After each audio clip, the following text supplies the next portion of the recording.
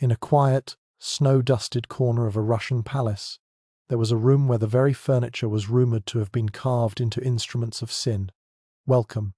I am so glad you are here with me tonight. Find a comfortable place, and let's step quietly back in time together. Whispers spoke of chairs with arms shaped like phalluses, of table legs sculpted into embracing lovers, and of walls adorned with art so explicit it would make even the most liberal courtier blush. This was the legendary private collection of an empress, a space designed not just for power, but for a pleasure so profound it has been deemed perverse for over 2 centuries. This is the story we have been promised. So, let the noise of your world fade away. Give yourself permission to just be here, in this quiet space of discovery. There is nothing to judge, only a story to understand. We are about to embark on a journey not just into a rumored bedroom, but into the very heart of a legend. We will peel back layers of propaganda, slander, and myth to ask a simple, yet dangerous question. Who was the real Catherine the Great behind closed doors? The stakes are not just gossip. They are the very reputation of one of history's most powerful women. But for a room so infamous, where is it now? Who were the people who claim to have seen it with their own eyes? And what if I told you that the most shocking secret about Catherine's bedroom has nothing to do with furniture at all, but with a lie so powerful it has shaped our view of her for centuries? Let's hold that image in our minds, the sheer, audacious detail of the legend. We are told of a small writing desk, its delicate legs not carved in the elegant style of the Rococo, but meticulously shaped into entwined figures, a silent, permanent bacchanal, frozen in polished mahogany. Every drawer handle, every gilded edge, was rumoured to serve a dual purpose, a secret language known only to her. This was not simply decoration, it was a statement, and the supposed artist was never named. This was the true core of the accusation, a private, carnal world hidden behind a veneer of imperial statecraft, a space where political power and physical desire became indistinguishable, each feeding the other in a dizzying display.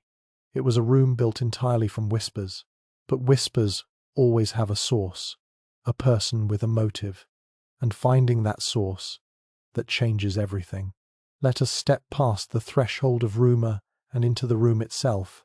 As the legend describes it, we must move slowly, letting our senses acclimate to a space that was said to exist outside of time and convention. The accounts, passed down in hushed tones through generations, speak of a chamber not vast and imposing like the public halls of the Winter Palace, but intimate, almost claustrophobically personal. It was a room designed for one person's private contemplation, a world crafted to her specific tastes. Picture ourselves standing just inside the doorway. The air is warm, heavy with the scent of beeswax and old wood, and perhaps a faint trace of expensive French perfume. The only light comes from a handful of candles, their flickering flames dancing across surfaces of polished mahogany, rosewood, and gilded bronze. The sound of our own breathing seems unnaturally loud in the stillness, a stark contrast to the silent, riotous scenes that surround us. It is a place that feels both sacred and profane. Let us allow our eyes to fall upon a set of 4 chairs, arranged around a low table. At first glance, they appear to be standard Rococo pieces, with gracefully curved legs and backs upholstered in deep crimson silk. But then, we notice the details. The armrests are not gentle scrolls of wood, but are instead carved into powerful masculine forms, polished to a high sheen. The very supports of the chair, the things meant to provide stability and comfort, are transformed into objects of overt sensuality. One can only wonder what it would feel like to be a trusted courtier, led into this room for the very first time, seeing these objects not as art, but as functional furniture. The shock would be immediate, a sharp intake of breath. The courtier's mind would race, trying to reconcile the public image of the Empress, the enlightened autocrat, the correspondent of Voltaire, with this secret, hedonistic world. This was a place where the mask of state fell away completely. Every object here seemed designed to challenge, to provoke, to test the boundaries of those few who were allowed to enter. It was a test of loyalty, perhaps, or maybe it was a test of imagination. And what of the hands that created these pieces? Let's try to imagine being the craftsman, a master carver from Tula or perhaps even a specialist secretly brought from Paris. He is led to a locked workshop under the promise of a royal commission. Sworn to absolute secrecy on pain of death, he is given sketches on fine parchment, drawings that would see any lesser man exiled to Siberia, and with his chisels and gouges, he must bring these impossible visions to life, knowing that his name will never be attached to his masterwork. Every day he toils, the scent of wood shavings filling his small room, and every night he must burn his preliminary drafts, leaving no trace of his forbidden art. He might spend weeks on a single table leg. Let's look closer at one now. Our gaze drifts to a small writing desk in the corner, a piece of exquisite marquetry. We run our fingers over the smooth surface, but it is the legs that hold our attention. They are not turned or fluted, but are instead a complex sculpture of two human figures, a man and a woman, spiraling around each other in a passionate embrace. Their bodies are so finely detailed, the musculature so precise, the expression on their faces so vivid, that they seem to be living beings trapped within the wood. The artist's secret is contained there, a story told in the grain of the oak. This is not just furniture, it is a confession. The legend expands beyond the large pieces. It speaks of smaller, more personal objects scattered throughout the room. On a mantelpiece, a snuff box made of porcelain, which, when opened, reveals not tobacco but a tiny, exquisitely painted erotic scene on its inner lid. There is rumoured to be a chess set, carved from ivory and ebony, where the kings and queens are depicted in states of undress, and the pawns are miniature satyrs and nymphs. Each piece is a tiny work of art, a secret held in the palm of the hand. And this is where the personal becomes profoundly political. A room like this, a collection so deliberately provocative, could not exist in a vacuum. It represents a staggering assertion of personal freedom and monarchical power. To create such a space within the heart of the Russian Empire was to declare that the Empress was beyond judgment, that her private world was subject to her laws alone. It was a silent, powerful statement to her court, to her enemies, and perhaps even to herself. The room was a fortress of the self. Think of the power it held over those who knew of its existence. A visiting ambassador, a rival courtier, a favoured general to be invited inside would be the ultimate sign of trust. To be banished from it would be a clear signal of imperial displeasure. The secrets whispered within these walls, surrounded by this silent wooden audience, would have been the most valuable currency in the empire. Its very existence could be used as a weapon, a source of blackmail, or a tool of seduction. It was a political chessboard made real. The stories say the collection grew over the years, with new pieces commissioned to celebrate military victories or to mark the arrival of a new favourite. It was a living, breathing space, a reflection of her changing tastes and desires. Some accounts even whisper of a mechanical nightingale in a gilded cage that, when wound, would sing not a sweet melody, but a series of suggestive phrases in French. The sheer, obsessive detail of the legend is breathtaking. It paints a picture of a woman not just indulging a passing fancy, but curating a deeply personal and provocative universe. But all things must end. Let us move forward in time to the cold November of 1796. The Empress is dead. Her son, Paul I, a man who has lived his entire life in her shadow, is now the Tsar. Imagine him walking through the palace, his footsteps echoing in the suddenly silent corridors. He comes to this door, this one room he was never allowed to enter. He orders it unsealed.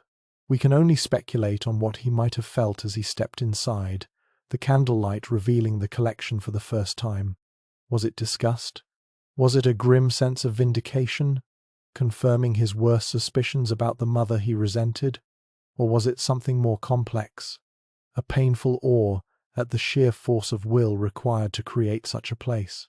The legends say he stood there in silence for a long time. Then, he gave the order. The room was to be erased, not just emptied, but annihilated from history. Imagine the scene. Palace guards, their faces grim and unreadable, carrying the pieces out. The chairs with their shocking armrests, the table with its embracing lovers, the chess set with its debauched figures. They are not handled with care, but with a kind of brutal efficiency. They are taken to the palace courtyard, piled high, and set ablaze, the flames consuming the forbidden art under the cold Russian sky. Other stories say the collection was dismantled and hidden, or even shipped back to France. The final act described in the folklore is the sealing of the room itself. Carpenters arrive with planks of wood and heavy iron nails. We can almost hear the rhythmic, percussive sound of their hammers as they board up the doorway, one plank after another, until the entrance is completely gone. Plasterers follow, smoothing over the seams until the wall is a single, unbroken surface. The Room of Whispers was officially gone, entombed within the very walls of the palace, its memory intended to fade into nothing more than a rumor, a monument to desire, dismantled by resentment, a world of secrets plastered over by convention. For a collection so elaborate in its description, so potent in its political implications, and so dramatic in its supposed destruction, its physical presence today is a complete ghost. There is not a single confirmed chair, not one authenticated table leg, not a shard of porcelain from a snuff box in any museum on earth. Where did it all go? Did it ever truly exist? For over 2 centuries, we have searched for the wood and the silk, for the physical proof. But the search for an answer doesn't begin in a dusty museum vault or a forgotten corner of the Gatchina Palace. It begins in another, even more grotesque story. A slander, whispered in the courts of Europe, a rumor involving not wood and silk, but flesh and blood. That is the legend. A story polished by centuries of retelling, so vivid we can almost smell the beeswax and feel the chill of the marble. It feels true. And a story that feels true is one of the most powerful and most dangerous forces in human history. But now, our journey together must take a turn. We have to step out of the candlelit chamber of myth and into the cold, clear light of the archive. The time has come to stop asking what the room was like, and to start asking a much simpler question. Where is the proof? Let us begin with the most basic form of evidence, the objects themselves. An empress, especially one as meticulous as Catherine, leaves a staggering paper trail. We can find, even today, inventories of the imperial palaces that are breathtaking in their detail, listing thousands upon thousands of items, from grand state beds down to the last silver salt shaker and porcelain saucer. So, let's begin our search right there, in those heavy, leather-bound ledgers, the pages brittle with age. We can feel the weight of them in our hands. The ink on the page is a faded brown, the script a looping, elegant Cyrillic. We scan the lists for the contents of her private apartments at Tsarskoye Selo, at the Winter Palace, at Gatchina. We find entries for hundreds of chairs, dozens of tables, countless snuff boxes and writing desks. Each one is described, its materials noted, its maker sometimes named. We hold our breath as we turn each page, the dry paper whispering against our fingertips. We are searching for a single phrase, a notation for a chair with carved phallic arms, or a writing desk with sculpted lovers. And we find nothing. It is not there. The lists are exhaustive, the descriptions precise. They note the French furniture, the Russian masterpieces, the curiosities from China. But of this extraordinary, unique, and supposedly famous collection of erotic furniture, there is not one single mention, not a word, not a hint. It is an absence so complete, it feels less like an omission and more like a statement. The silence from the official record is our first clue. It is a deep, profound silence. Perhaps, one might think, the items were too scandalous to be officially recorded. A secret so deep it was kept off the books entirely. This is a tempting idea. It preserves the mystery, but it runs contrary to everything we know about how monarchies, especially absolute monarchies, function. Power is documented. Wealth is inventoried. Even secrets are catalogued, if only in private ledgers for the monarch's eyes only. We have found no such private list. The ghost collection leaves no paper trail. So, if the physical evidence is missing, let's turn to the next logical place, the people.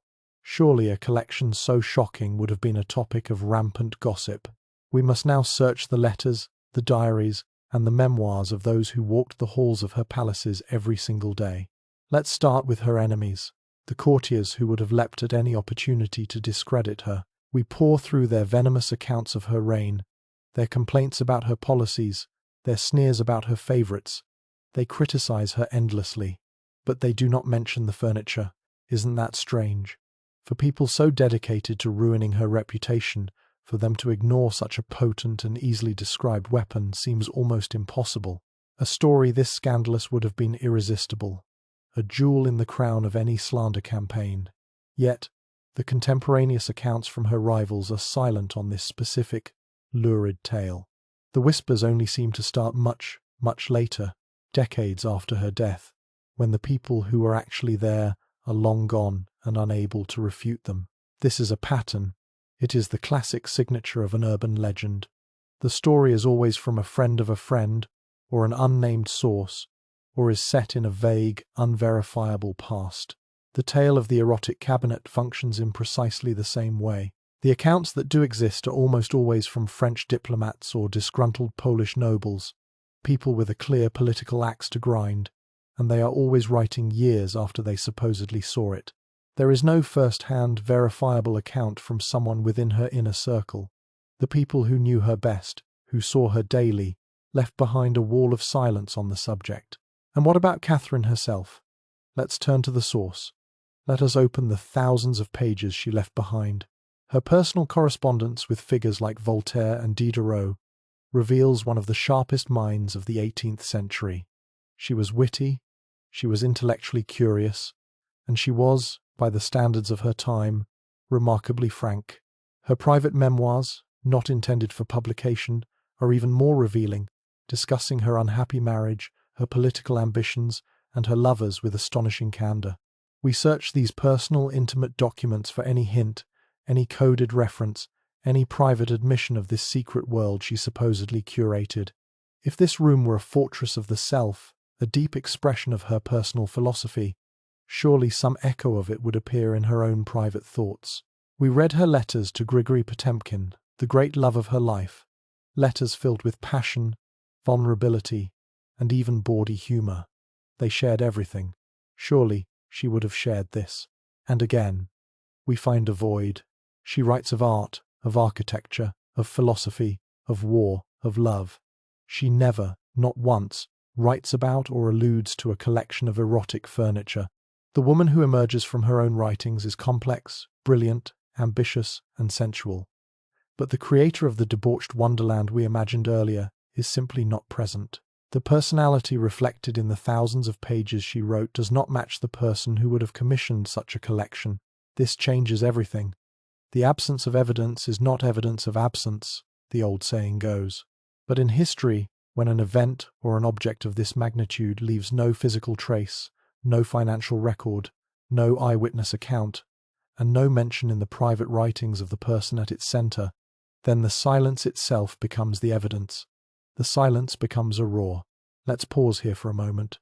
Let's try to truly feel the weight of this. Step away from the legend and put ourselves in the shoes of a researcher, a historian in, say, the 1950s, working deep within the archives of the Hermitage Museum in what was then Leningrad. The air is cool and smells of old paper and dust. The only sound is the quiet turning of pages and the distant hum of the city. You have come here on a mission, fueled by 2 centuries of rumor, to find the truth of the erotic cabinet. You have been granted access to the imperial records. You spend months, maybe even years, in that quiet room. You read the inventories, you read the court circulars, you read the private letters of ambassadors, of ladies-in-waiting, of palace functionaries. You are searching for that one stray comment, that one bill of lading from Paris, that one cryptic diary entry that will confirm the legend. You are searching for the key to unlock the secret room, and day after day, week after week, you find nothing. The trail is not just cold, it was never there to begin with. The feeling that must creep over you is not one of disappointment, but of a slow, dawning realization. You came looking for furniture. You found a phantom. You came looking for a story of perversion. You found a story of fabrication. The profound discovery is not what is in the archives, but what is not. The story is a ghost. Now, we must be careful here, as we are on a journey for the truth. It is true that the Hermitage Museum today does possess a collection of 18th century erotic art, and it is tempting to see this and declare, "Aha, Here is the proof. But this is where the work of a historian requires precision and a refusal to make easy connections. Let us look closer at that specific collection with a clear eye. It's a fascinating assortment of snuff boxes, watches, and ivory carvings with hidden erotic scenes, very much like the smaller items described in the legend. However, the museum's own records and modern scholarship show that there is no direct, documented link between this collection and Catherine's personal chambers. Many of the pieces were acquired long after her death, and those that were from her time were part of a wider, pan-European aristocratic fashion for so-called galanteries. It was a trend. Wealthy men and women across the continent, from Paris to Vienna, collected these risque trinkets. Catherine's Russia was very much a part of European culture, and it's plausible, even likely, that she owned a few such fashionable items, just as she owned French dresses and English porcelain. But this is a world away from the legend of a secret, bespoke room filled with large-scale, custom-made erotic furniture. To equate a few risque snuff boxes with the grand, architectural debauchery of the myth is to mistake a single drop of rain for a hurricane. The evidence does not support the leap. So, let us stand back and assess what we have found. We have no objects. We have no credible eyewitnesses. We have no mention from the Empress herself. We have a story that appears fully formed only decades after her death, told by her political opponents. What does this tell us? It tells us that we have been admiring the architecture of a lie. We need to consider the nature of a lie, especially one that is 250 years old. A simple denial is never enough to kill it. A lie like this is not a fragile thing, it is a living organism. It survives because it is a better story than the truth. The truth is that Catherine was a German princess who seized the Russian throne, a brilliant administrator who expanded her empire and corresponded with the great minds of her age. That is complicated. It requires study and context. The lie is simpler. The lie says she was a sexual deviant who built a room of depravity. It is shocking. It is memorable. It is easy to repeat. And it serves a purpose. It reduces a powerful, intelligent, and autonomous woman to a single, salacious dimension, making her less threatening and easier to dismiss. This is not a new phenomenon. We see it today, in the way misinformation and character assassination can spread like wildfire online, creating an alternate reality that feels more compelling to some than the documented facts.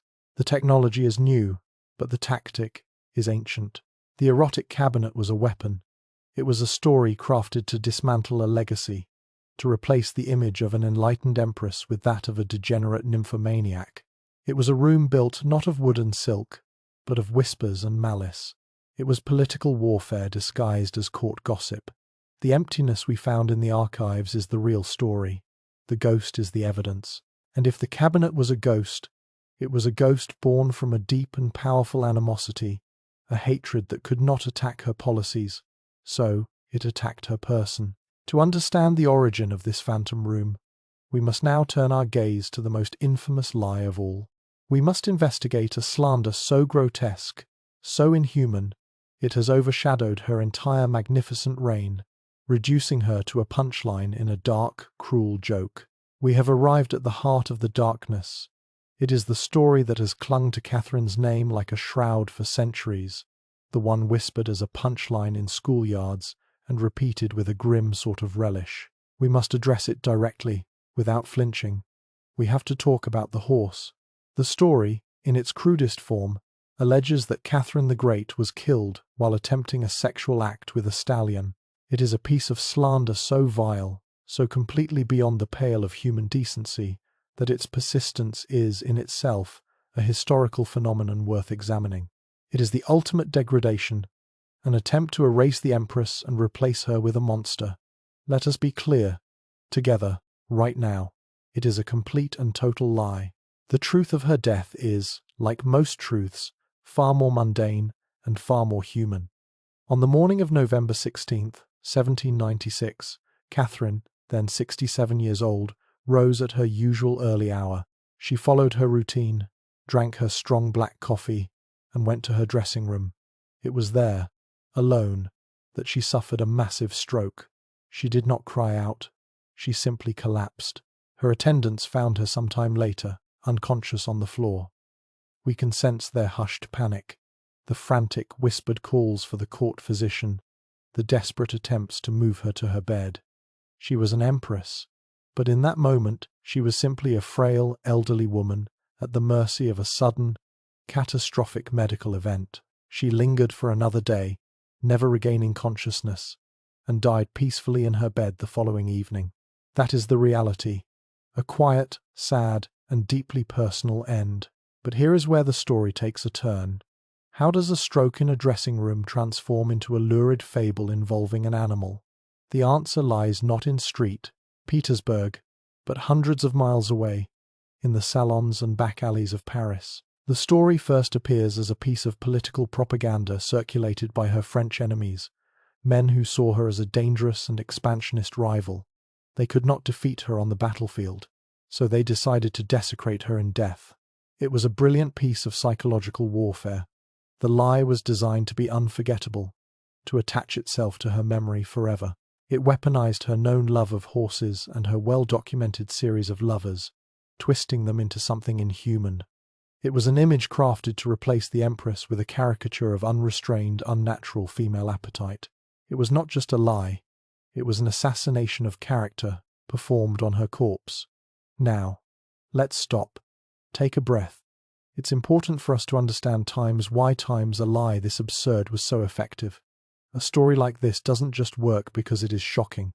It works because it taps into a deep, ancient fear of powerful women. By portraying her sexuality as not just active but monstrous, her enemies could suggest that her political ambition was equally unnatural.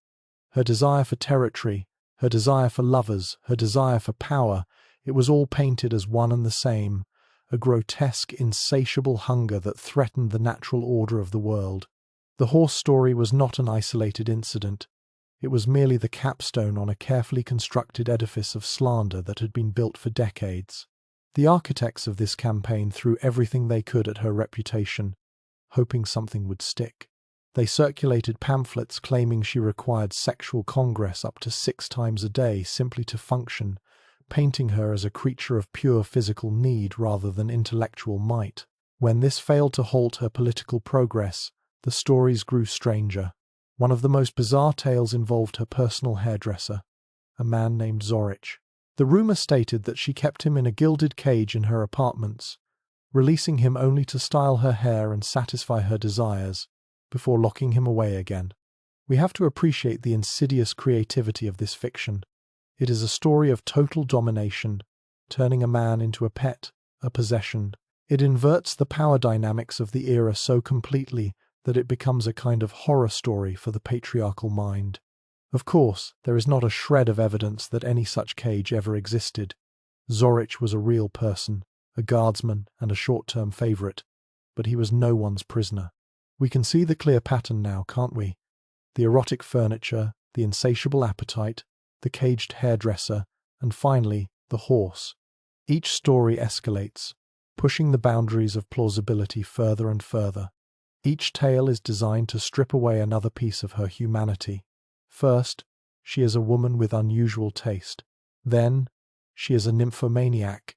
Then, a sadistic captor. And finally, a being whose desires are no longer even human. It is a step-by-step dehumanization, a relentless campaign to turn a woman of flesh and blood into a mythological beast. This reframes the grotesque image, doesn't it? The horse story ceases to be a point of mockery aimed at Catherine. Instead, it becomes a haunting symbol of the sheer, desperate hatred her power inspired in her enemies. The absurdity of the lie is a direct measure of the scale of their fear. They had to invent something truly monstrous, because the reality of who she was, a woman ruling one of the world's great empires more effectively than any of her male contemporaries, was a truth their world simply could not tolerate. The fiction became a shield against a terrifying reality. This propaganda was astonishingly successful. It spread across Europe like a contagion, repeated in diplomatic dispatches, in gossipy letters, and in tawdry, anonymously published biographies. It was too good a story not to repeat, and over time, the line between political slander and accepted history began to blur. The lies were told so often, and with such conviction, that they began to feel like facts. They became the story, eclipsing the complex truth of her reign. Her own son, Paul, certainly helped the cause. Upon taking the throne, he made it his mission to undo as much of her legacy as he could, and he did nothing to dispel the vile rumors circulating about her death. His resentment was a fertile ground in which these poisonous seeds could grow. A lie, we must remember, needs more than just a creator. It needs amplifiers. Paul was a willing amplifier, as were generations of historians who found the salacious myths more interesting than the difficult work of governance and reform that defined her rule. And so, we are left with the wreckage, a legacy scarred by fictions, a great historical figure reduced, in the popular imagination, to a collection of obscene anecdotes. The real woman, the one who corresponded with philosophers, who founded schools for girls, who expanded the borders of her nation and wrestled with the great questions of her age, has been almost completely buried beneath this mountain of filth. Our journey is to dig her out, to see the person, not the caricature. These monstrous fictions were designed to eclipse a reality that was, in its own way, far more threatening to the 18th century world. The reality of the men who truly shared her life and her power. What if the real perversion, in the eyes of her enemies, was not her supposed appetite, but her choice? The slander was a smokescreen, designed to obscure a truth that was far more radical for its time. The truth is that Catherine did not have a series of meaningless flings. She had a series of profound, long-term, and politically significant partnerships. Let's set aside the grotesque caricatures for a moment, and allow the real figures to emerge from the historical record. They were not interchangeable playthings.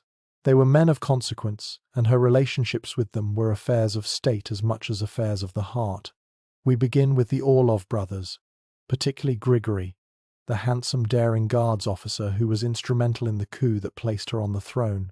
Theirs was a bond forged in the crucible of conspiracy and rebellion, a decade-long relationship that produced a son and secured an empire.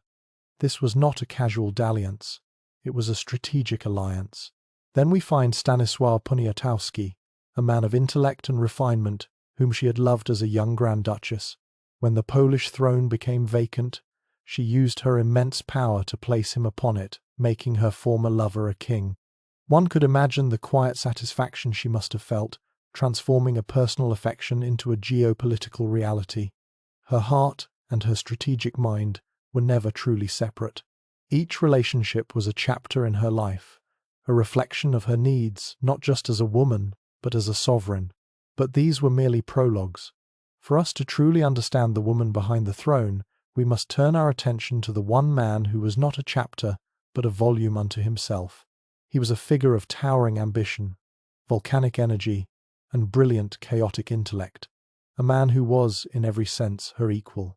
We have to speak of Grigori Potemkin. Let us try to see him as he first appeared at court. He was a soldier, 10 years her junior, tall and powerfully built, but marked by the loss of an eye in a barracks brawl, giving his face a strange, intense asymmetry.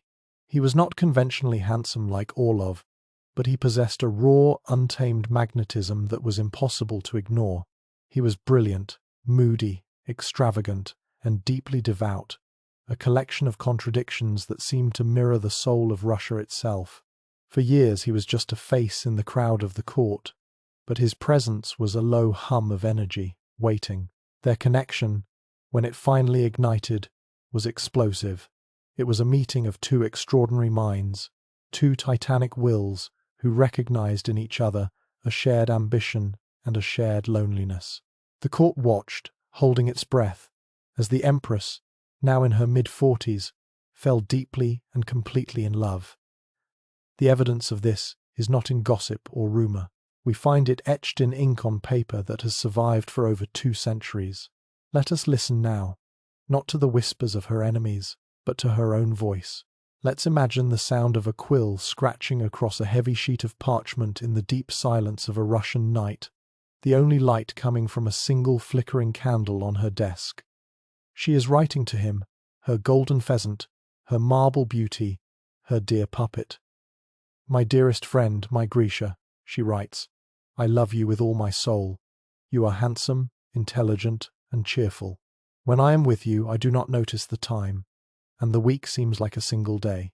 Am sart fana is the sart very and the most native be to the sart fires with a no nine." We can feel the vulnerability in these words. This is not the voice of a distant autocrat or a monstrous nymphomaniac. It is the voice of a woman, deeply in love, laying her heart bare. He wrote back with equal passion, calling her his little mother, his light of the world. Their letters are a torrent of emotion, filled with pet names, private jokes, and declarations of a love so profound it seemed to shake the foundations of the palace. This was not a conquest, it was a conversation of souls, and this conversation blossomed into something far beyond a romance. It became a partnership, a true co-rule that would define the era. Let us transport ourselves from the intimacy of her writing desk to the grand strategy rooms of the Winter Palace. We can almost see them, heads bent together over a massive hand-drawn map of the Black Sea coast, the candlelight glinting off the coloured inks that mark rivers and fortresses. Her finger traces a line south, towards the Crimea. His hand rests near hers. This is where their personal bond shaped the map of Europe. He was the architect of her southern expansion, the man who would conquer and annex the Crimean Khanate, founding cities that still bear the names he gave them, like Kherson and Sevastopol. Their intimacy was not a distraction from her rule.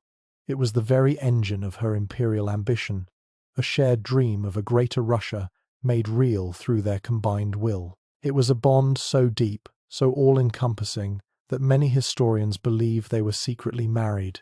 We find hints of it in their letters. He begins to address her as "my dear wife," and she refers to him as her beloved husband. There is no official record, no marriage certificate in the state archives.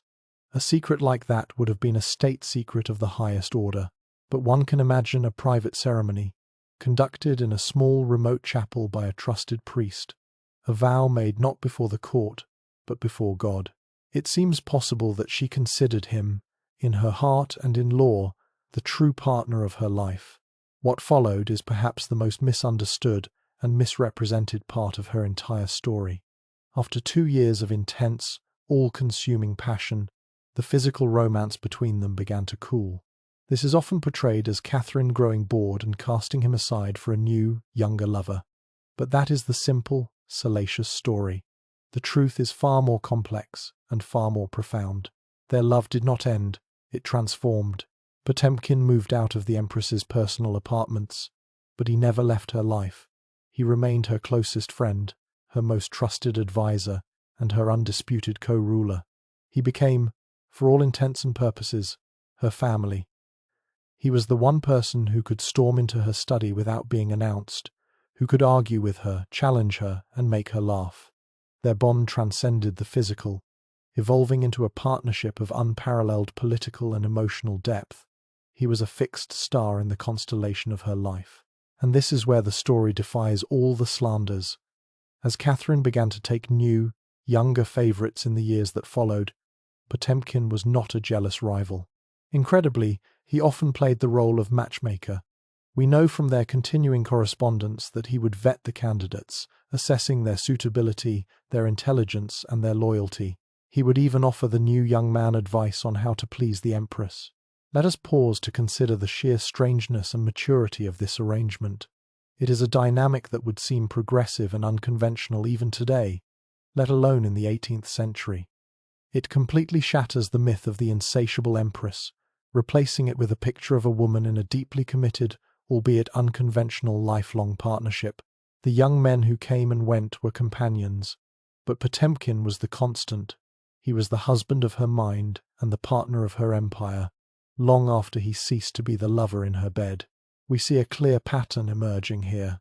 From Orlov, the partner in her rise to power, to Potemkin, the partner in her imperial project, Catherine's relationships were characterized by their length, their depth, and their political significance.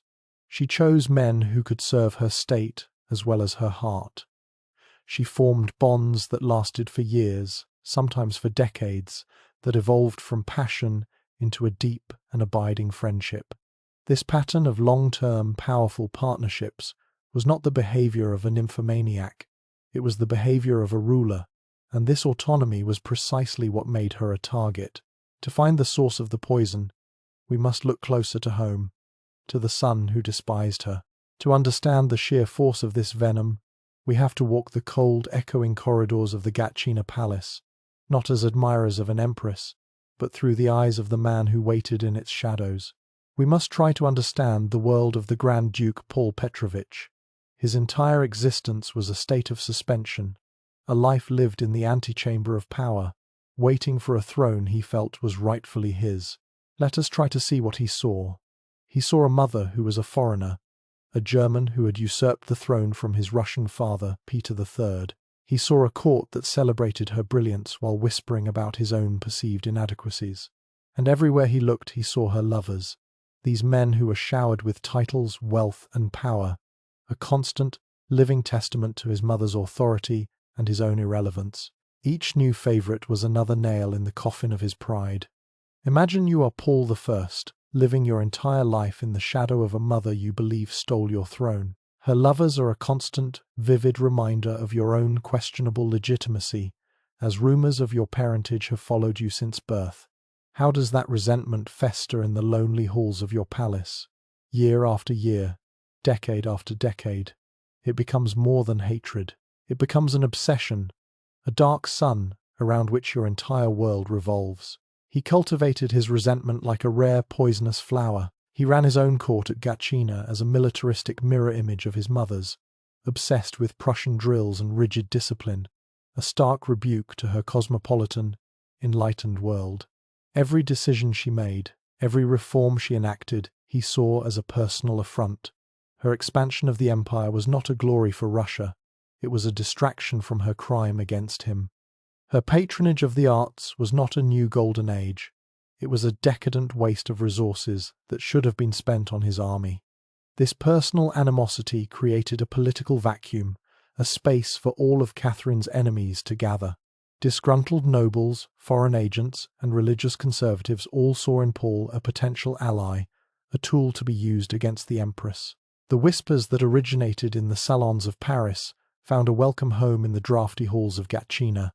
Paul may not have invented the lies himself, but he provided the fertile, bitter soil in which they could take root and grow into something monstrous. The French court, in particular, was a factory of slander.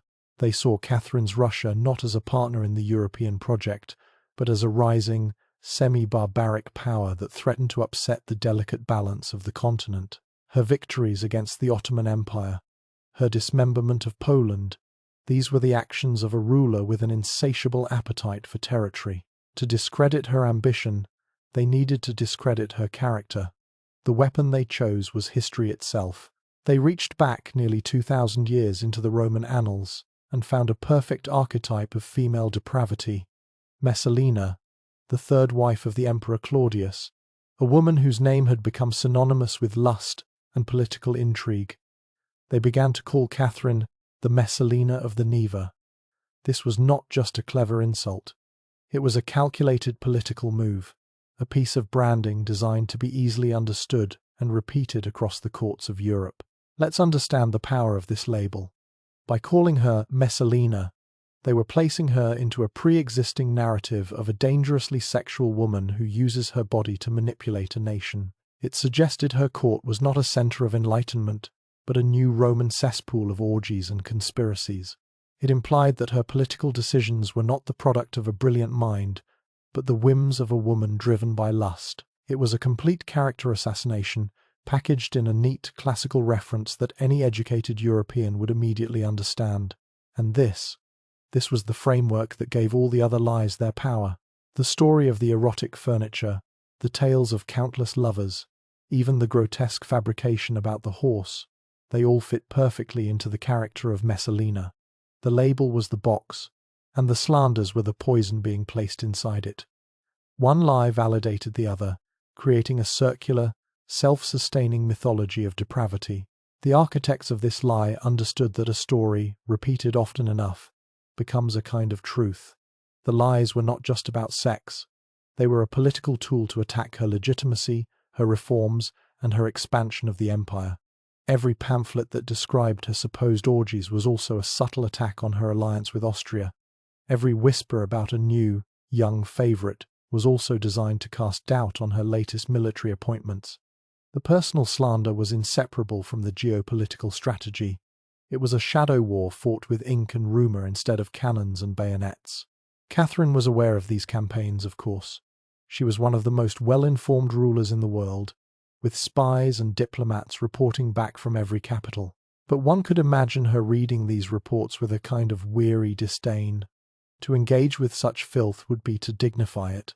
Her response was not to issue denials, but to continue her work, to keep building her cities, winning her wars, and writing her laws. Her legacy, she believed, would be her ultimate refutation. She fatally underestimated the power of a good story. She also underestimated the depths of her own son's resentment. Let us move forward in time again, to that same cold November night in 1796. Catherine is dead. Paul is now the emperor. The first sound of his reign is not a proclamation of a glorious future, but the sound of a shovel striking frozen earth in the dead of night. He gives a series of orders so bizarre, so steeped in Gothic vengeance, that the court can only watch in stunned silence. He orders the body of his supposed father, Peter III, who had been buried in a humble monastery for over 30 years, to be exhumed. Imagine the scene. A handful of terrified monks holding lanterns against the blackness, as soldiers break the stone seal of the tomb. The coffin is raised, and inside are the mortal remains of the man Catherine had deposed. But Paul is not finished. He orders the remains to be dressed in the full regalia of a Tsar. He then stages one of the most macabre ceremonies in royal history. He has his mother's open casket placed beside the newly dressed skeleton of his father. He then places a single large imperial crown over both coffins, symbolically crowning them together. It was a declaration to the entire world. This man, he was telling them, was the rightful ruler, and my mother was merely his consort. It was an act of pure distilled resentment, an attempt to rewrite history with bone and ceremony. He forced the aged Count Alexei Orlov, one of the men who had helped overthrow Peter and was rumoured to have murdered him, to march in the funeral procession as a primary pallbearer for the man he had killed. We can only guess at the cold terror that must have gripped Orlov's heart, as he was forced to participate in this grim piece of theatre. It was a warning to all of Catherine's surviving favourites. Their time was over. His vengeance continued. He immediately reversed many of her most cherished policies. He restricted the freedoms of the nobility that she had championed. Most pointedly, he issued a new set of succession laws, the Pauline laws, which explicitly forbade any woman from ever inheriting the Russian throne again. He was trying to erase her not just from the past, but from the future, ensuring that a woman of her power could never rise in Russia again. And in this climate of obsessive public repudiation of his mother's memory, the slanders that had been circulating abroad found their moment to flourish at home.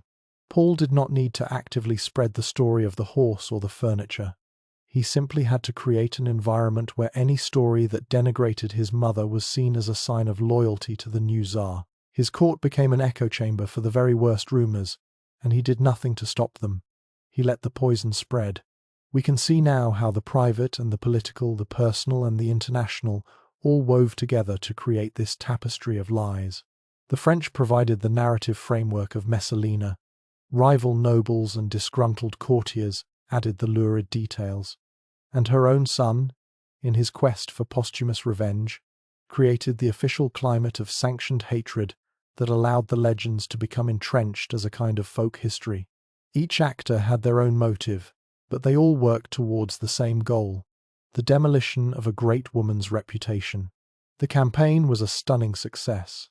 For the next century, history was written largely by men who were either sympathetic to Paul's view or simply found the scandalous stories more compelling than the tedious details of administrative reform. The real Catherine, the legislator, the art collector, the philosopher queen, began to fade from view, replaced by the one-dimensional caricature her enemies had so carefully crafted.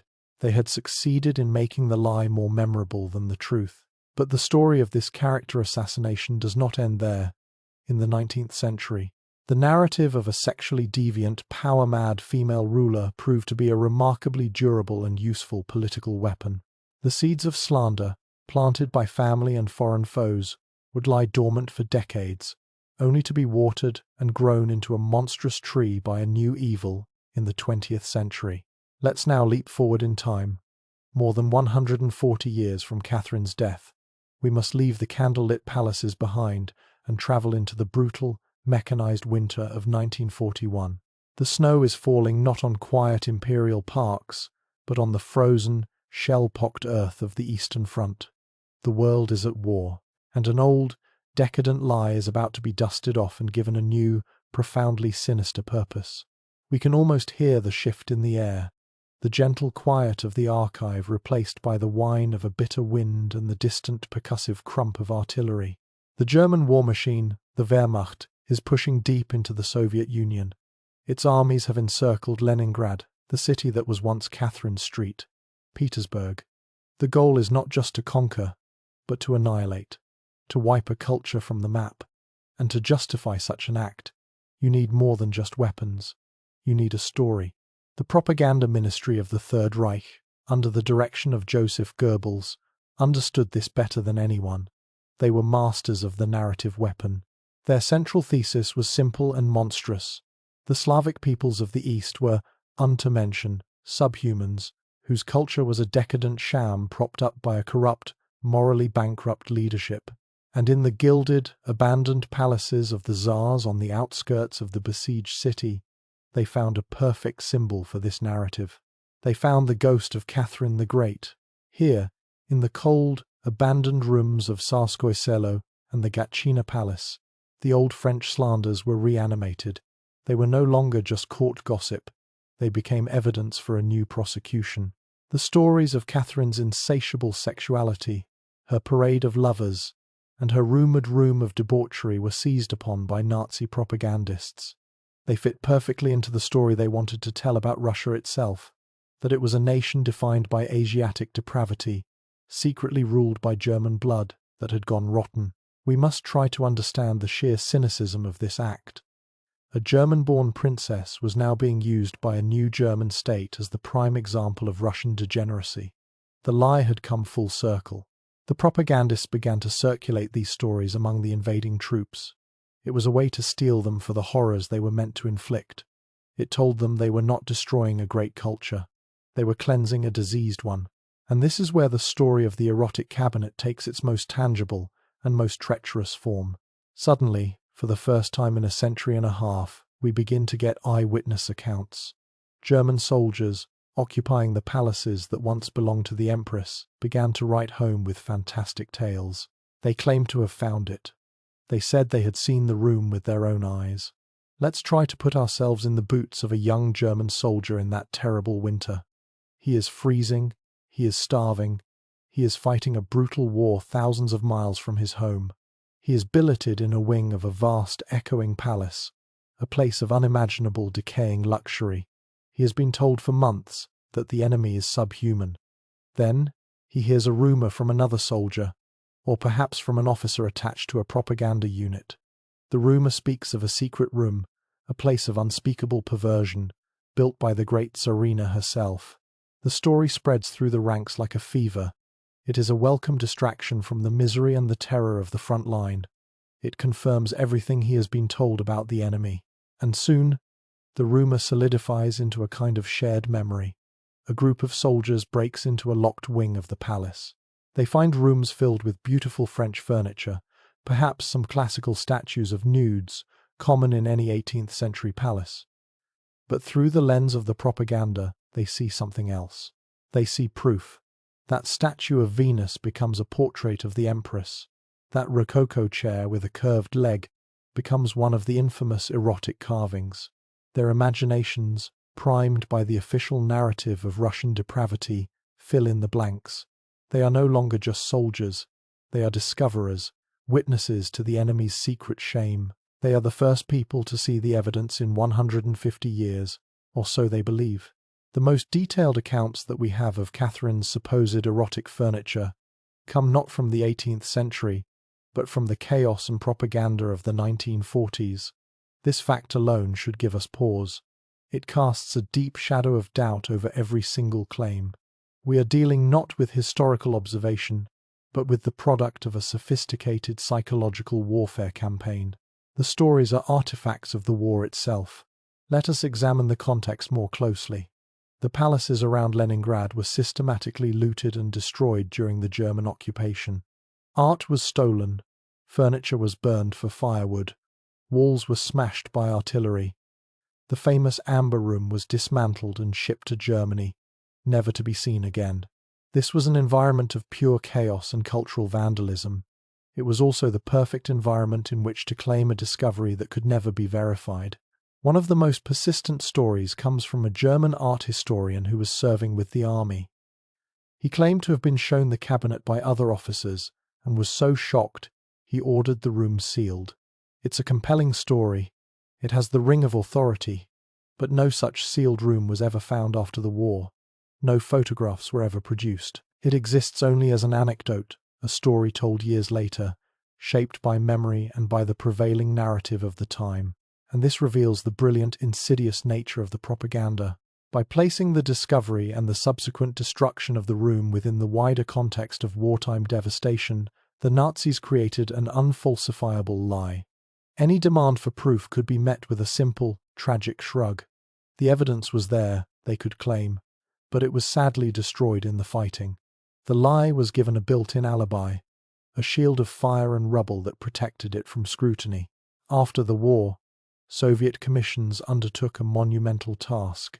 They went through the ruins of the imperial palaces with painstaking detail, creating exhaustive inventories of every single item that was lost, damaged, or stolen. Their goal was to document the cultural crimes of the Nazi invaders and to one day seek reparations. We can read their reports today. They are heartbreaking documents, listing thousands upon thousands of lost treasures. We can search these meticulous, comprehensive lists. We can scan for any mention of a unique collection of custom-made erotic furniture.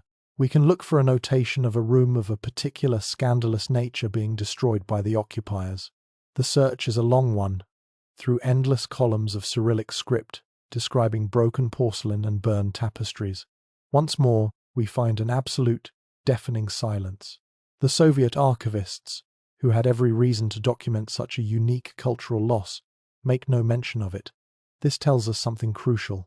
The people who had been the custodians of these palaces, the curators and historians who knew their contents better than anyone on earth, did not know of any such collection. To them, it was not a lost treasure, because it had never existed in the first place. The story, revived and weaponized by the Nazis, was a phantom. It was a projection, a fairy tale of depravity, told to justify a real-world atrocity. The German soldiers did not discover a lost secret of Catherine the Great. They were simply the latest victims of a 200-year-old lie. A lie they then amplified and passed on to the rest of the world, giving it a new and undeserved credibility.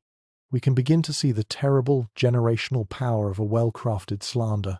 It is like a virus. It can lie dormant for decades, seemingly forgotten, only to re-emerge in a new host, in a new context, more virulent than before. The French monarchy created the virus to wound a rival. Catherine's own son allowed it to incubate within Russia, and the Nazis engineered it into a biological weapon of the mind, unleashing it upon their own soldiers to fuel their war of annihilation.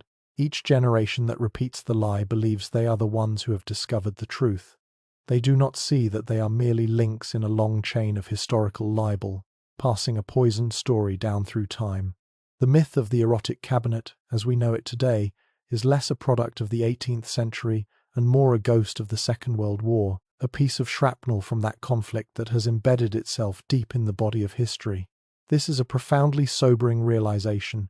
It forces us to confront how fragile historical memory truly is, how easily it can be manipulated, and how stories born of malice can outlive the empires that created them. The empty space in the archives, the silence in the historical record, it is no longer just a mystery. It is a crime scene. It is the evidence of a character assassination so successful that it has spanned centuries and enlisted empires in its cause. The story of the furniture tells us less about Catherine and more about her enemies. It is a mirror reflecting their fears, their hatreds, and their political ambitions. We have been staring into that mirror, at the distorted reflection they created, for this entire journey. So let's turn away from the lies, and from the men who told them. Let's turn back to the woman herself. What did her sexuality truly mean? Not to her detractors, but to times her asterisk. We have to approach this question with a different kind of quiet, a different kind of focus. We are shifting from the noise of her enemies to the stillness of her own mind. The first and most crucial decision she made about her personal life was not times who times to love, but times how times to love. It was a decision made in the immediate bloody aftermath of the coup that brought her to power. She would never marry again. This one choice is the key that unlocks everything. For a young woman of 33, a new empress on an unstable throne, this was a breathtakingly radical act. Every advisor, every foreign ambassador, would have expected her to secure her position through a strategic marriage to a powerful Russian noble or a European prince. It was the conventional move. It was the safe move. But Catherine understood something with absolute clarity. A husband could claim to be her master. A lover could only ever be her subject. Her decision was a declaration of permanent, unshakable independence. By remaining officially single, she ensured that no man could ever again have a legal or traditional claim on her power, her title, or her body. The authority would begin and end with her, and her alone. This was not the choice of a romantic. It was the cold, brilliant calculation of a political genius who had survived one disastrous marriage and refused to ever be vulnerable in that way again. She preserved her own autonomy. So when we look at the long list of men who shared her life, we are not looking at a series of scandalous affairs. We are looking at a political system of her own design. Each man who entered her favor did so entirely at her discretion. He received titles, lands, and wealth not as a right, but as a gift, one that could be rescinded the moment he ceased to please her or serve her state effectively. She was the sun. They were merely planets held in her orbit by the gravity of her power. This was the source of the true scandal. It was not the sex. The 18th century European aristocracy was hardly a bastion of Puritanism. The true transgression was the power dynamic. She had completely inverted the traditional roles of men and women. She was behaving not like an empress consort, but like an emperor. She was acting like a king. Let us try a thought experiment together, to feel the scale of this double standard. Catherine had, by most serious historical counts, roughly 22 long-term partners or favourites over the course of her 34-year reign. To her enemies, this number was proof of a depraved, insatiable appetite. It was the foundation for the caricature of the nymphomaniac. But now, let's hold that number in our minds. What if Catherine had been a man? Consider her contemporary, Louis XV of France. His official mistresses, like Madame de Pompadour and Madame du Barry, were internationally famous figures who wielded immense political influence. Beyond them, he had an almost uncountable number of shorter-term liaisons and anonymous encounters. Would anyone even bother to count them? Or would it simply be accepted as the expected behavior of a powerful male monarch? The answer is obvious. A king's virility was often seen as a metaphor for the strength and vitality of his nation. His conquests on the battlefield and in the bedroom were two sides of the same coin, symbols of his masculine power. His long list of lovers would barely merit a footnote in most histories. It would be business as usual. But for a woman to claim the same freedom, the same prerogative, that was seen as monstrous. And this changes everything. The number of her lovers ceases to be evidence of her perversion. It becomes the primary evidence of the profound hypocrisy she faced. She was judged not for her actions, but for her gender. Her crime was not that she took lovers, but that she was a woman who dared to act with the sexual and political autonomy of a man. She refused to apologize for it. We can see her building a system of breathtaking efficiency. The young men she selected were almost always from the Guards regiments, men of striking appearance but usually from the lower nobility. This was a deliberate choice. By elevating men of lesser rank, she ensured their loyalty was to her and her alone. They owed their entire fortune and status to her favor, making them reliable political allies, at least for a time. Their role was multifaceted.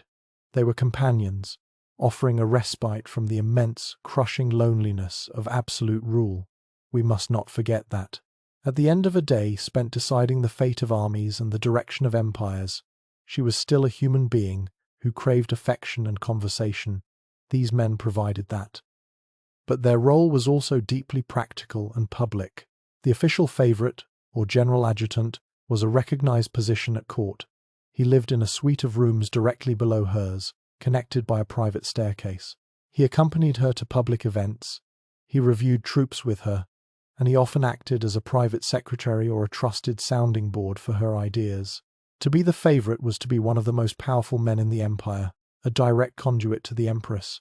It was a political office as much as a personal one, and the end of a relationship was handled with the same unsentimental efficiency as its beginning. When a favorite fell from grace, either because she had tired of him or because he had proven politically inept, the departure was swift and decisive. He would be given a vast estate, a title, and a fortune, and then politely but firmly sent away from the court, often to travel abroad or to govern a distant province. She was known to be extraordinarily generous to her former lovers. One could see this as a form of pension, or perhaps a severance package. But it was also a brilliant political tactic. By rewarding them so handsomely, she ensured their silence and their continued, distant loyalty. It was far smarter to have a wealthy, satisfied former lover living in Moscow than a bitter, resentful one whispering secrets in the corridors of the Winter Palace. It was a system designed to minimize risk and maximize her own security. She was the master of her own emotional and political landscape. She never allowed a relationship to threaten her rule. The only man who came close to being her equal, Potemkin, did so because their partnership transcended romance and became a co-rule of the empire itself. With all the others, she maintained a careful, deliberate distance, a separation between her heart and her throne. She was in control, always. This fierce, unapologetic control of her own life continues to be a source of discomfort. Even today, we can see echoes of this ancient double standard in our own world. Let's think about how the media and the public scrutinize the personal lives of powerful women in politics or business. Their relationships, their appearance, their family choices are often subjected to a level of intense critical examination that their male colleagues simply do not face. A powerful man is often expected to have a quiet, supportive family in the background. A powerful woman is often questioned about how her personal life might interfere with her professional duties. The language used to describe them is different. A man is assertive, a woman is aggressive, a man is a charismatic leader, a woman is overly emotional. These are the faint modern echoes of the same ancient song that was sung about Catherine. The impulse to reduce a powerful woman to her sexuality, to use her personal life as a weapon to diminish her professional achievements, did not die in the 18th century. It is a timeless pattern of misogyny, a tool used to police the boundaries of female power and to express anxiety about women who refuse to conform to traditional roles. The slanders against Catherine were an extreme version of a tactic that is still very much alive. Her true perversion, in the eyes of her world, was her freedom, her refusal to be ashamed. She lived her life according to her own rules, in a world that demanded women live by the rules of men. She built an empire, she loved whom she chose, and she answered to no one. It was a spectacle of female autonomy that was as magnificent as it was, to many, terrifying. It was a performance of power that her enemies could only answer with caricature and lies. They created a myth of a monster to obscure the reality of a woman who was simply and completely free. A woman who had seized control not only of an empire, but of her own story, or so she thought. For all her strength, she could not control the stories that would be told after she was gone. She could not stop the whispers from becoming a roar that would echo through the centuries. This fierce independence, this radical self-possession, was not born from arrogance or a lack of feeling. It was a shield, forged in the fires of a lonely childhood and a miserable marriage. It was rooted in a deep, formidable intellect, and, perhaps more surprisingly, in a profound and often wounded vulnerability. To truly understand the woman who made these choices, we must move beyond her public actions and listen to the private voice. We must read her own words and feel the heartbreak that the legends were designed to erase. But this system, this fortress of autonomy she built around her heart, had a cost. A solitary throne is a lonely place, and a shield, no matter how strong, can grow heavy. To see the woman behind the monarch, we must now turn to a story that the slanderers never touch, because it contains no scandal. It contains only a profound and devastating love. He came to court in 1780. His name was Alexander Lanskoy. He was just 22 years old, more than 30 years her junior, a young officer of quiet intelligence and gentle manners. He was not a political heavyweight like Potemkin or a swaggering soldier like Orlov. He was different. He was calm. And for the Empress, now in her 50s, he was a breath of fresh air in the stale, intrigue-filled atmosphere of the court. Their connection was immediate, but it seemed to develop along different lines. He became her student. We can see them in her private library, a vast, book-lined room warmed by a crackling fire. She, the great Empress, patiently guiding the young man through the works of the Enlightenment, sharing her passion for art, science, and philosophy. He, in turn, offered her something she had not realized she was missing. He offered her uncomplicated devotion. This was not a relationship about power or ambition. It was about companionship in its purest form. Lanskoy became her shadow, her confidant, the one person with whom the mask of state could fall away completely. We find in her notes a sense of rediscovered youth, a lightness that had been absent for years. He was not just a favorite. It seems possible he was becoming the son she never truly had, and the intellectual partner she always craved. Their bond was deepening into something rare and precious. For 4 years, the court witnessed a period of unusual calm. The Empress seemed content, her work energized by this new, stabilizing presence in her life. Lanskoy was universally liked. He made no enemies, sought no great power for himself, and seemed entirely devoted to Catherine's happiness. It was a quiet, golden afternoon in the long day of her reign. But the Russian sky can turn dark with shocking speed. In the summer of 1784, Lanskoy fell ill. It began as a fever, a common enough ailment, but it did not break. We can sense the rising tide of panic within the palace, the quiet, frantic consultations of the court physicians, their faces grim. Catherine refused to leave his side. For 5 days and nights, the ruler of all Russia became a nurse, sitting by his bedside, holding his hand, personally administering his medicines. The business of the empire ground to a halt. There was nothing they could do. The illness, which physicians now believe was likely diphtheria, overwhelmed him. At the age of just 26, Alexander Lanskoy died, and with him, a part of the Empress died as well. The accounts of those who were there are unanimous. They describe a grief so profound, so monumental, it seemed to shake the palace to its foundations. She did not weep. She shattered. She locked herself in her rooms for 9 days. She refused all food, saw no one, and spoke not a single word. The silence from the imperial apartments was more terrifying to the court than any outburst of rage. We can only begin to guess at the landscape of her mind in that dark, silent room. She had built a world in which she was in total control. And now, she had been reminded, in the cruelest way imaginable, that she had no control at all over the one thing that truly mattered, the life of the person she loved. When she finally emerged, her attendants said she looked 10 years older. Her hair had turned grey. She had ordered Lanskoy's rooms to be sealed, left exactly as they were when he was alive, a perfect, heartbreaking monument to a ghost. The fortress she had built around her heart had been breached, not by a political rival, but by love itself. And now, we must listen to her own voice, in the depths of that sorrow. Let us sit with her in the quiet that followed. In the small hours of the morning, at that same desk, where she governed an empire, the candle sputters, casting long shadows on the walls. She picks up her quill, not to sign a treaty or a decree, but to write to a friend, to try and give shape to the emptiness that consumed her. The sound of the scratching nib is the only sound in the room. "I am plunged into the deepest grief," she wrote, "and my happiness is gone forever. I thought I would die myself. I cannot see anyone without my tears flowing. I cannot sleep, nor can I eat. To read makes me cry, and to write is more than I can bear." Let these words sink in for a moment. This is not a caricature. This is the raw, unvarnished voice of human agony, a feeling that connects us to her across 2 centuries.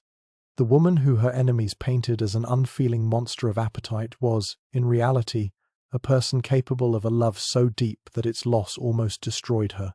Her grief was a testament to the truth of her heart. The scale of her empire, the vastness of the lands she commanded from this very desk, suddenly seems to shrink. We can see the entire Russian state, from the Baltic to the Black Sea, all of it held in the mind of this one woman. But her mind, in this moment, is not on maps or armies. It is focused entirely on the empty space beside her, on the memory of one young man. The immense weight of her power could not shield her from the universal weight of loss. For over a year, she remained in a state of deep mourning. She wore only black. She commissioned monuments to his memory. She paid all his family's debts, and she cared for his sisters as if they were her own. The legend of the insatiable Empress, always looking for her next conquest, dissolves in the face of this reality. The reality is a woman in her mid-50s, heartbroken and utterly alone, trying to find a way to continue living after the great love of her later life had been stolen from her. This profound experience reframes everything we think we know about her other relationships. Perhaps we can now see them in a different light. They were not just a parade of physical conquests. They were a defense against this very feeling, against the crushing, soul-deep loneliness that is the price of absolute power. She was surrounded by thousands of people every day, by courtiers, by ministers, by servants. But she had no peers. There was no one she could truly speak to as an equal, save for Potemkin, and even that relationship was a universe of complexity. One could imagine her, walking the long, silent corridors of the palace at night, the portraits of past tsars staring down at her from the walls. She was the most powerful woman in the world, but she was also a prisoner of that power. Her position isolated her. It separated her from the normal bonds of family and friendship that sustain the rest of us. She could not simply go out and make a friend. Every relationship was freighted with politics, with ambition, with the danger of betrayal. The young men she chose as favorites were a solution to this impossible problem. They were a way to have intimacy without sacrificing autonomy, to have companionship without ceding power. They filled the silence. They brought life and laughter into the gilded cage of her imperial existence. To see them merely as sexual objects is to miss the point entirely. They were her answer to the profound isolation of the throne. She was seeking not just a lover, but a friend, a student, a confidant. She was trying to build a family of her own design, a circle of intimacy in a world that offered her none. Sometimes it worked, as it did so beautifully with Lanskoy. Other times it failed, when the young men proved foolish or ambitious. But the search itself was a deeply human one. It was the search for connection in an environment designed to prevent it. The slanderers, of course, saw none of this. Or perhaps they saw it and chose to ignore it. It was easier, and far more politically useful, to paint her as a creature of insatiable lust than to portray her as a lonely, brilliant woman grappling with the human consequences of her own extraordinary power. The caricature was a weapon. The truth was just a sad, complicated story about a human heart. And in the end, it is this complicated human being, a woman of vast intellect, formidable will, and profound vulnerability, who has been flattened into a grotesque cartoon. This complex, brilliant, and feeling human being has been deliberately misunderstood, but she is not alone in this fate. History is filled with powerful women whose legacies have been deliberately distorted through the relentless, targeted poison of sexual slander. This deliberate distortion is not an isolated event. It is an echo in a long, dark hall of history, a tactic as old as power itself. To truly grasp what was done to Catherine, we must widen our view, looking beyond the snows of Russia to see the same shadows falling across different centuries, on different women who dared to rule. We are about to discover a blueprint for character assassination, Let the scene shift. We are no longer in St. Petersburg. The air grows warm and heavy, scented with lotus and Nile silt. We are in Rome, listening to the orators who rail against Cleopatra of Egypt. They do not attack her brilliant military strategy or her shrewd economic policies. They call her the Serpent of the Nile, a foreign sorceress who uses sex as her primary weapon of statecraft, ensnaring great Roman generals in a web of decadent Eastern perversion. Her power is not earned, they whisper. It is seduced. The sound changes to the snap of a Tudor banner in a cold English wind. We are at the court of Henry VIII. Anne Boleyn has captivated a king and defied a pope, her intellect and ambition reshaping a nation's faith. So the whispers against her take on a different, darker tone. She is a witch, they say, with a sixth finger and a secret devil's mark. Her allure is not natural charm. It is black magic, a spell cast upon the king to satisfy a demonic, unnatural lust. Now we hear the rumble of a Parisian mob, the sharp clang of the guillotine. Marie Antoinette is the target, the Austrian queen in a time of revolution. The pamphlets that flood the streets do not merely criticize her politics. They accuse her of hosting debauched orgies in the gardens of Versailles, of having countless affairs with men and women, of bankrupting the nation to satisfy a depraved and insatiable sexual appetite. Her crime is not incompetence, it is monstrosity. Cleopatra, Anne, Marie, Catherine. The names change, the centuries turn, but the weapon remains the same. When a woman holds power that men believe should be theirs, and she cannot be defeated on the battlefield or in the council chamber, the attack shifts. It moves from the public sphere to the most private one. Her mind is ignored. Her body becomes the battlefield. And when we lay these stories side by side, the underlying architecture of the slander becomes terrifyingly clear. It is a playbook with a series of predictable, effective steps. First, you must portray the woman's ambition as a form of unnatural hunger. Then, you equate that hunger for power with a grotesque and insatiable sexual appetite. You invent specific, memorable, and often physically impossible stories to make her seem less than human. The goal is not just to discredit her, it is to make her a monster. This is the tradition to which the lies about Catherine belong. She was simply the most successful female sovereign of her age, and therefore she became the target of the most vicious and enduring version of this ancient attack. The sheer creativity of the lies told about her, from the furniture to the horse, is a direct measure of the threat her reality posed. She was a woman who ruled a vast, expanding empire more effectively than any of her male rivals. This was a truth so destabilizing to the 18th century mind that a monstrous fiction had to be invented to contain it. The fear was never truly about her sexuality. It was about her autonomy. A woman who ruled a nation, chose her own partners, and governed her own body with the freedom of a male king, was a walking, breathing refutation of the entire social and political order. She was a glitch in the system, and the system reacted with visceral defensive fury, throwing every ounce of its imaginative malice at her to reduce her back to a manageable, dismissible caricature. Sex was simply the most effective language to use. It requires no proof. It thrives on insinuation. It taps into our deepest anxieties and prejudices. To call a powerful woman a nymphomaniac is a way to dismiss her intellect without ever having to engage with it. It suggests her decisions are not born of strategic calculation, but of hormonal whims. It is a way to turn a formidable opponent into a joke, a piece of scandalous gossip. And we see that the most potent slanders were always aimed at the very source of her strength. She was a brilliant diplomat who reshaped the map of Europe, so they ignored her treaties and focused on her bedroom.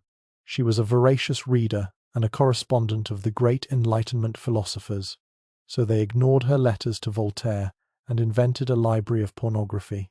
She was the commander-in-chief of a victorious army, so they ignored her military triumphs and created a fiction of her being conquered by an animal. Each lie was a precise and deliberate inversion of a specific truth. This was not random gossip. It was a targeted, systematic campaign to dismantle a legacy by attacking its foundations. It was a recognition that her real power was so immense it could only be countered with a lie of equal, epic proportion. a lie so vast it could cast a shadow over her entire reign. The tragedy is how well it worked. This playbook is effective because it gives people permission to indulge their own biases. For the French court, it confirmed their belief in Russian barbarism. For her son Paul, it validated his personal resentment. For later generations, it simply made for a more exciting, less complicated story than the realities of 18th century statecraft. The lie survives because it is useful. It is a lens that, once placed over history, distorts everything it sees. Every decision she made, every political appointment, every military campaign, can be reinterpreted through this hypersexualized framework until the real woman disappears completely, leaving only the phantom her enemies created. We are left with a ghost story, not a history, and we, as consumers of that history, have for centuries been complicit in the telling of that ghost story. We have been shown a caricature of a woman defined by an insatiable appetite, but the real insatiable appetite belonged to the men who could not tolerate her power. They were the ones with an unquenchable hunger to see her diminished, to see her legacy torn down, to see her humanity erased. The perversion was not in her bedroom, it was in their minds. It was in the ink of their poisoned pens. And this pattern is not confined to the distant past. It echoes, more quietly perhaps, but just as surely, in our own time. We can recognize the ghost of this tactic in the way powerful women in modern life are scrutinized, in the way their personal lives are used as a means to question their professional competence. The scale is different, the language is more subtle, but the underlying impulse is the same. The playbook is still in use. To study Catherine's story, then, is to study the anatomy of a timeless form of misogyny. She becomes a case study, not just in 18th century politics, but in the mechanics of how history is made, unmade, and remade by those with the power to tell the story.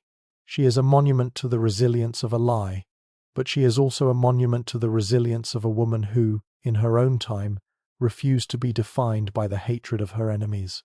She simply lived.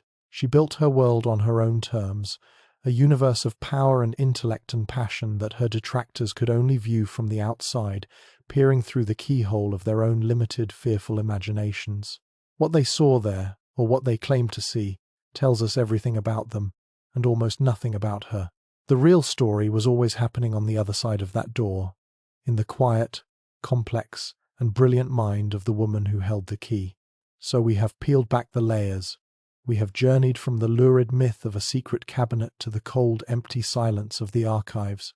We have listened to the vile whispers of her enemies and the tender, heartbroken words from her own pen. We have seen how a personal resentment, a geopolitical rivalry, and even a global war could each become a vehicle for the same relentless slander. We have watched a woman of genius be systematically transformed into a monster. We understand now that the story was never truly about sex. It was about power, and the true perversion was not what Catherine did, but what has been done to her memory for over 2 centuries. The greatest secret is not what was hidden in her room, but what was hidden in plain sight. A campaign of character assassination so vast and successful, it has almost completely eclipsed the truth. Almost. We have journeyed through myth, lies, and reality. We have seen the woman behind the legend. Now, we must return to where it all began, to that hidden room, and ask one final question. So, we have arrived at the end of the labyrinth. We came seeking the truth behind a salacious rumor, a story of a secret room and forbidden desires. We have navigated the corridors of myth, followed the whispers of her enemies, and stood in the cold silence of the archives where the proof should have been. And now, we must confront the final, unsettling answer to the question that began our entire journey. We came to uncover Catherine's most perverted bedroom practice. We have found it. It was not the collection of erotic furniture. It was not a voracious appetite for lovers. It was not the grotesque, inhuman act with an animal. The most profound, most lasting, and most damaging perversion in the story of Catherine the Great was the systematic, centuries-long murder of her legacy. The true perversion is what history has done to her. This is the central crime scene we have been investigating all along. A formidable mind, a brilliant legislator, and a transformative ruler was taken, and in her place was left a one-dimensional caricature, a sexual grotesque, designed to be mocked and dismissed. The act of perversion was the act of distortion itself, a violence committed with whispers and ink, an assassination that has lasted for more than 200 years. It was a theft of staggering proportions. They stole the woman who founded the first state-supported schools for women in Russia. They buried her under tales of debauchery. They erased the sovereign who established hundreds of new towns, expanding the frontiers of her empire with a vision that rivaled Peter the Great. They replaced her with a punchline. The memory of the ruler who corresponded with Voltaire about the nature of justice, who amassed one of the world's greatest art collections, and who personally wrote the legal framework for a more modern state, was suffocated beneath a mountain of lies. Her true legacy was meant to be her refutation.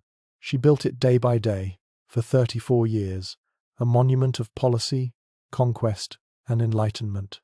Yet the stories her enemies crafted were simpler, louder, and far more memorable. And so the monument she built for herself was almost completely obscured by the phantom bedroom they built for her in the public imagination. A room made not of wood, but of pure, weaponized misogyny. The feeling that begins to surface in us now, as we stand here amidst the full scale of this deception, is a quiet and righteous anger.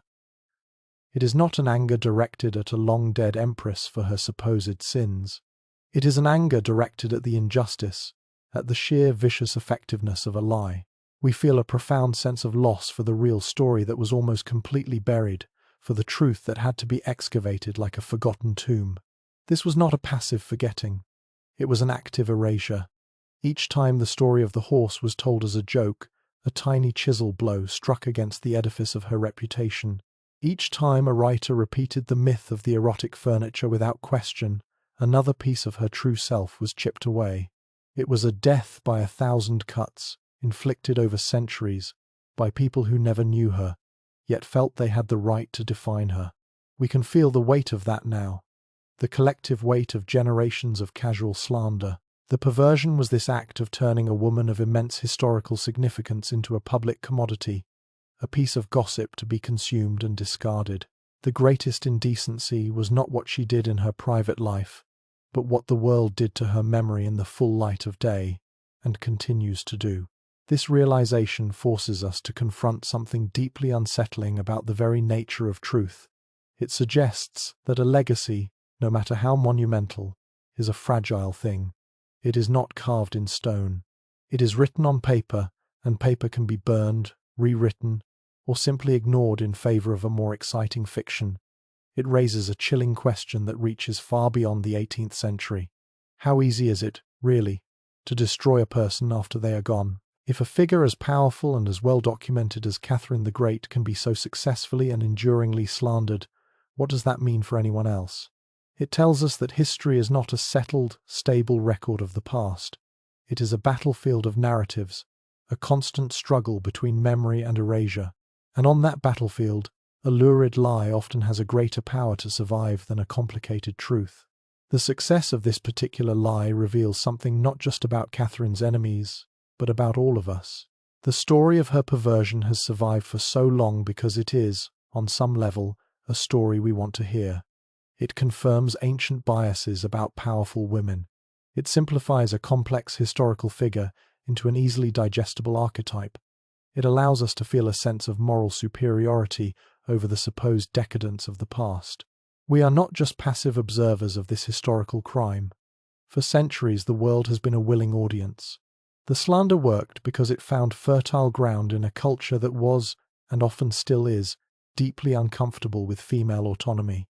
The lie was not just a weapon used by her enemies. It became a comfortable and familiar story, a piece of cultural furniture that we have lived with for so long we have ceased to question its origins. The real tragedy is that in focusing on the phantom, we have missed the far more astounding reality. We have been distracted by a cheap theatrical trick while the true spectacle of her life, the sheer force of her intellect and will, has been happening just off stage. We have been staring at the caricature, while the real woman, a figure of staggering complexity and importance, has been waiting quietly in the wings for us to finally turn and see her.